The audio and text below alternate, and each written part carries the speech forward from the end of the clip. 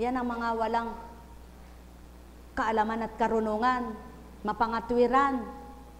Kaya kapag kayo mapangatwiran, sinisigurado ng banal na aklat na ito at ng Ama, kayo'y taong-tao na masasama ang isip at damdamin. Hindi kayo matwid sa kanyang pananaw. Baluktot ang inyong katwiran. Marami kayong mga iniisip na lisya sa katotohanan. Haka-haka nyo sa kapwa. Marumi ang inyong isip, marumi ang inyong damdamin. Paano kayong babanal? Paano kayong bubuti? Pagkat wala tayong mapapala sa pagiging mahina, yan ang wika at katwiran. Wala daw silang mapapala kahit gumawa ng mabuti, kahit bagawin ng mabuti. Ay di sana wala nang gagawang mabuti kung wala palang mapapala sa paggawa ng mabuti. Buhay ba ang Ama? Kaya maliwanag nilang tinuran ay ganito. Hindi nila matalos ang lihim na panukala ng Diyos. Hindi sila umasa sa gantimpala ng kabanalan. Hindi naisip ang magandang wakas ng malinis sa pamumuhay, pagkat ang tao hindi nilikha ng Diyos para mamatay, kundi para maging larawan niyang buhay, ngunit dahil sa pakana ng dyablo, nakapasok ang kamatayan at ito ang kahihinatnan ng mga nagpailalim sa Kanya. Buhay bang Diyos? Kaya mga minamahal, nagpapailalim ba kayo sa katotohanan? Matutunto ninyo at matututunan ng katotohanan ng Diyos ang nagpapalaya kanino man. Nagpapailalim ba kayo sa kabutihan ng Diyos? Kailanman na hindi kayo magugulumihanan, malilito at masasaktan ang kalooban. Kayo ba ay nakikinig at sumusunod sa kanyang tuntunin? Sigurado, papayapa at papatag ang inyong buhay. Kayo ba'y masaya habang siya'y pinaglilingkuran? Sigurado, di kayo gugutumin kailan paman. Alam kong may magagawa ang Ama. Alam kong may magagawa ang Ama. Pagka winika niya, manalig ka na. Bawat araw, ako sa inyo naghihintay. Alam kong di ringgin kayo ng Ama.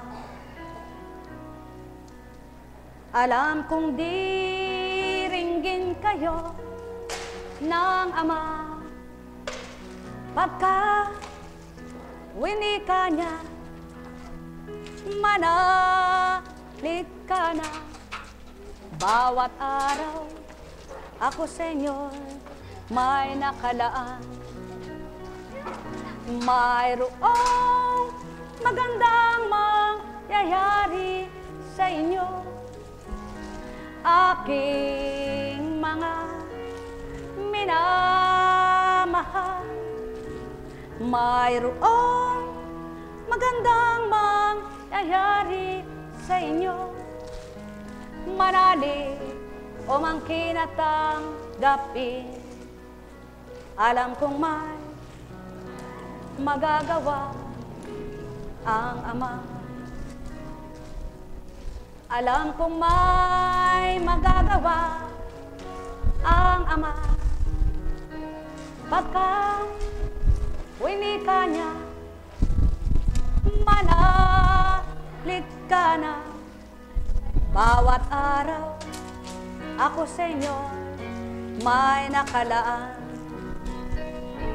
Mayroong magandang mangyayari sa inyo, aking mga minamahal. Mayroong magandang mangyayari sa inyo, manalig o mangkin at tanggapin. Alam kong may magagawa ang Ama. Alam kong may magagawa ang Ama. Pagka winika niya, manalig ka na. Bawat araw, ako sa inyo may nakalaan. Mayroong magandang mangyayari sa inyo, aking mga minamahal. Mayroong magandang mangyayari sa inyo, manalig o mangkin at tanggapin. Alam kong magagawa ang Ama.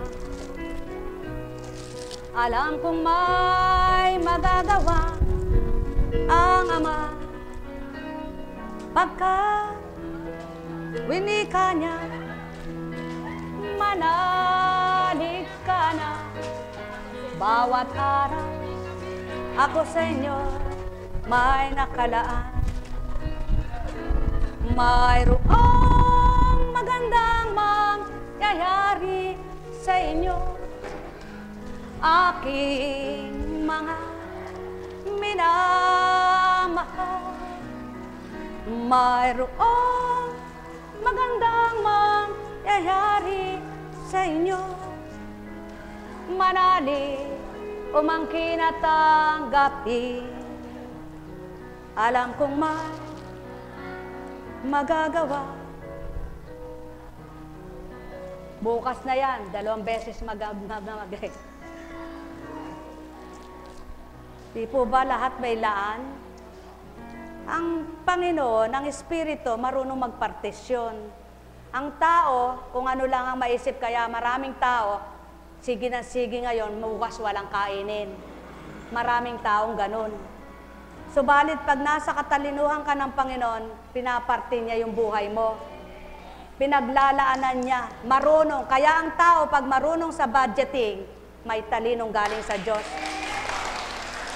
Pero kapag ang tao ay sulong ng sulong, siling ng siling, siling ng siling, sigurado, tonto yan sa sanlibutan. At mayroon namang tuso. Iba naman yon. Hindi naman tamang katalinuhan yan.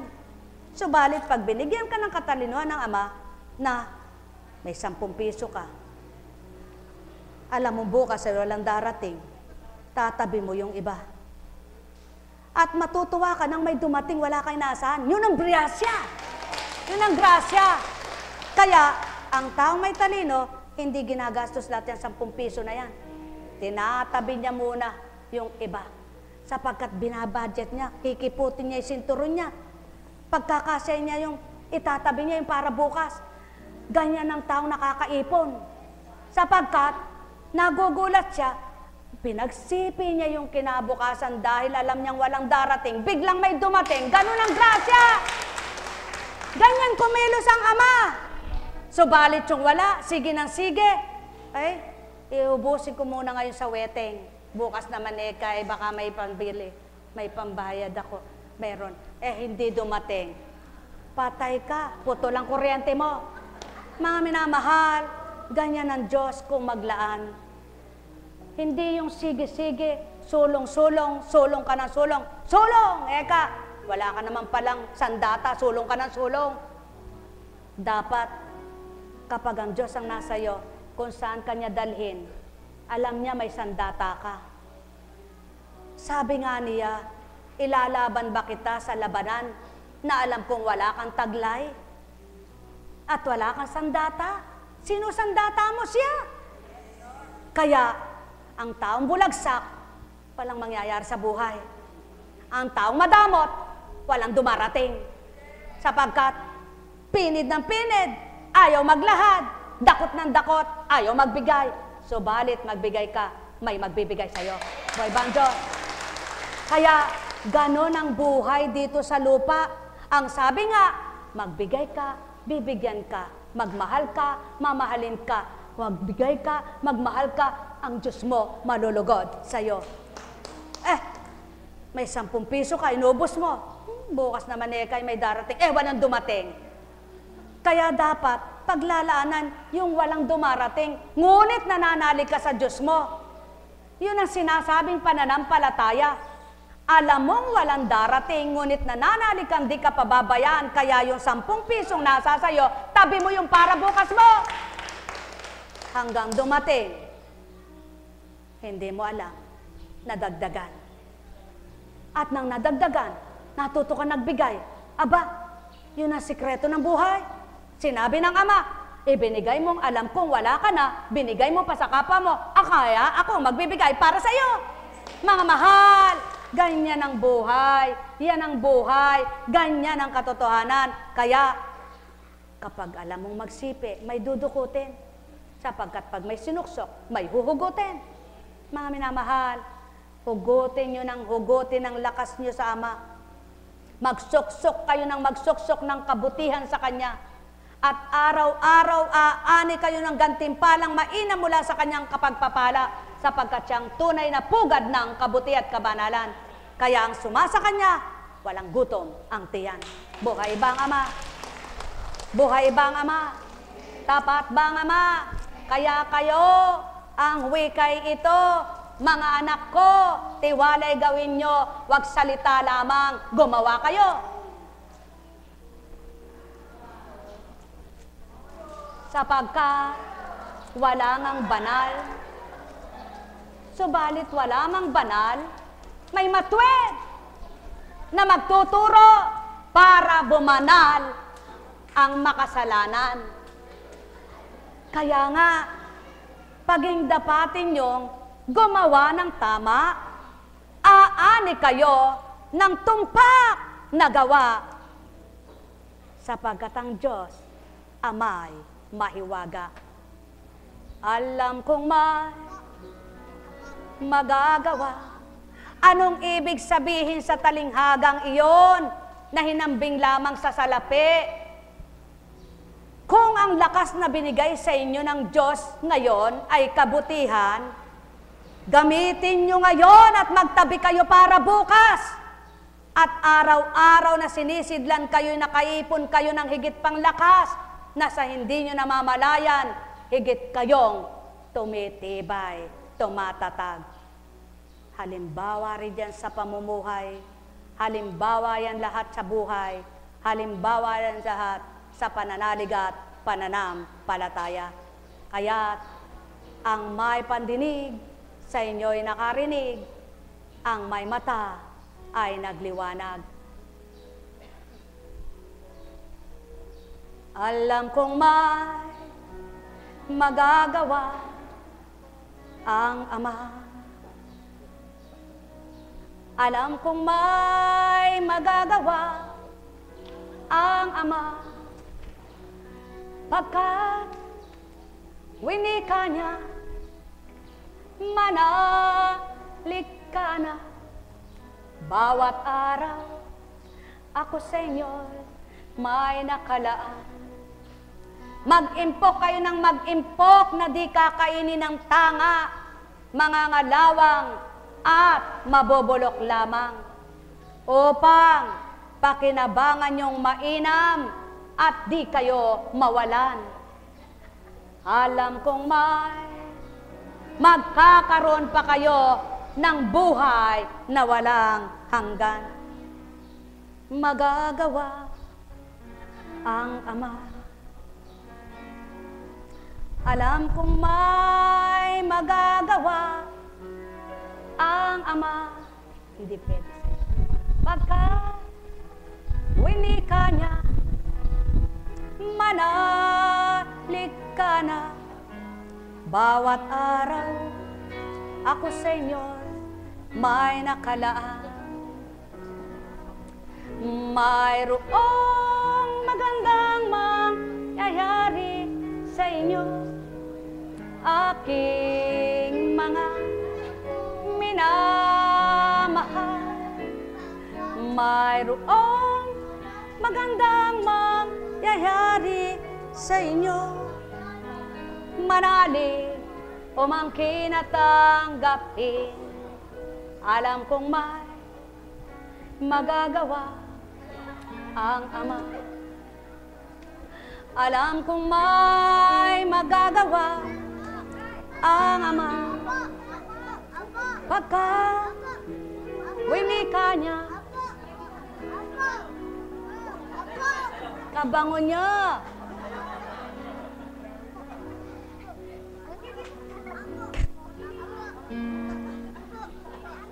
Kulang eh.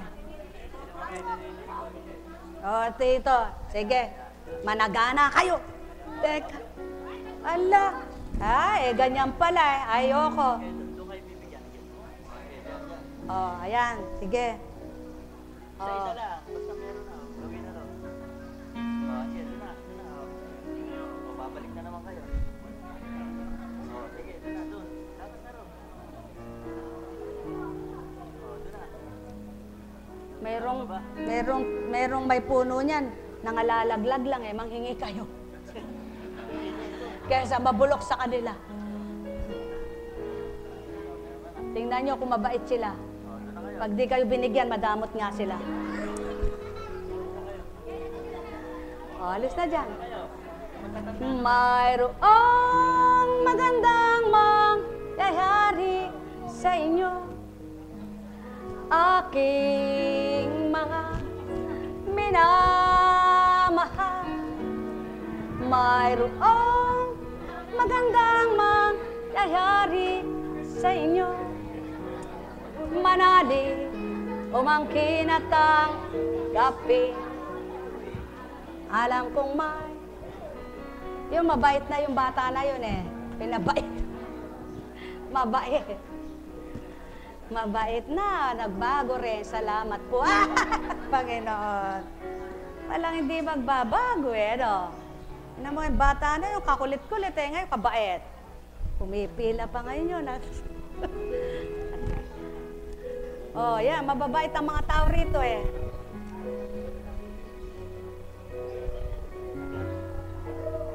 Abay, lumapit naman kayo.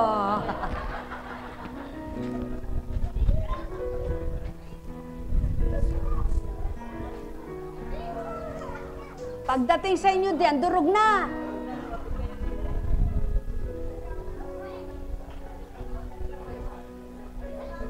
Oh, sabi na sa inyo, madudurog eh.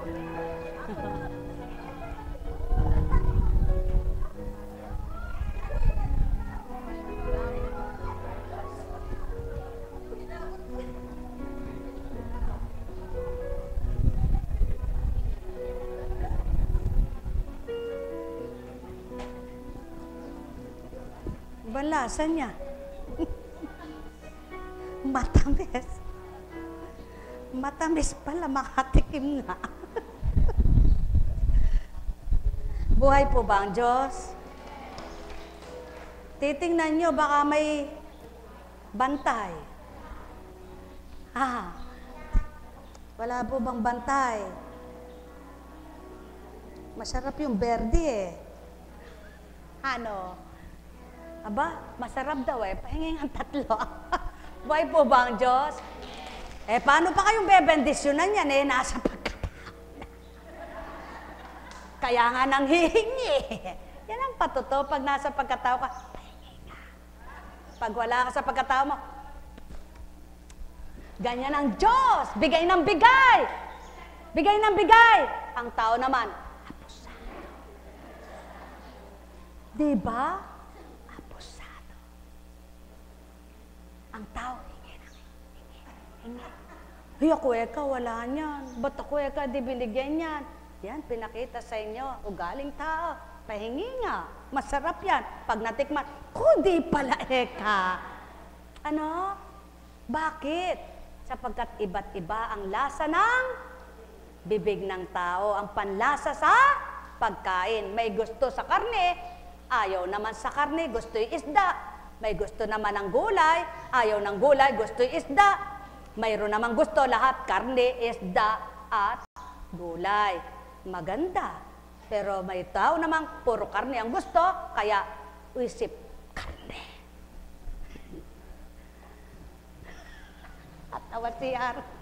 Natawa si Ronron.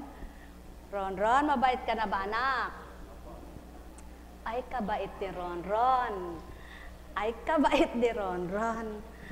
O, ayan. O, ayan po. Ay! Oh, ayan po. Oh, ayan po. Sige po. Ba't kasi tinataboy nyo? Binibigay na sa inyo, tinutulak nyo pa. Yan. Oh.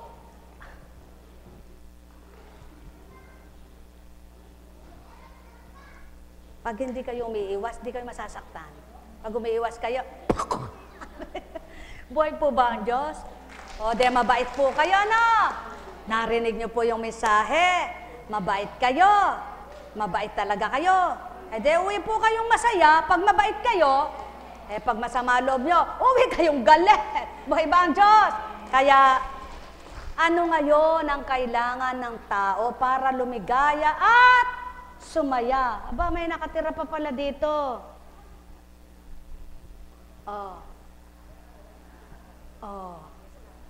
Yan ang patotoo ng Ama. May nakatira ba? May pinaglalaanan ba? Ayan. Kaya sa bawat tinitira ng Diyos, may pinaglalaanan. Sa bawat biyaya niya, may nakalaan sa mga anak niya. Sa makatwid, walang anak siyang hindi pinagpapalat, binibiyayaan. Lamang may labis, malabis, may kulang, galit. Kaya dapat tanggapin siya upang malabis man, wag malabis. Upang may kulang man, wag nagagalit. Kundi lahat, mayroon, wala, pantay, pantay ang pag-ibig. Buhay ba ang Diyos? Kaya sa inyong lahat, sa pangalan ng Diyos Ama, Diyos Anak, Diyos Espiritu Santo, magsihayo kayong may galak sa puso nyo, matigib kayo ng tunay na ligaya at saya, at kamtin nyo ang tunay na grasya ng Ama, ang pang-espiritual na pamumuhay at pang-pisikal ninyong buhay na may kapayapaan, na may kagalakan. Pagpalain kayo. Mabait po kayo, ne. Mabait po kayo, ne. Yung may tatanong na lang po at pwede nang mag-uwi. Ano po? May bukas pa.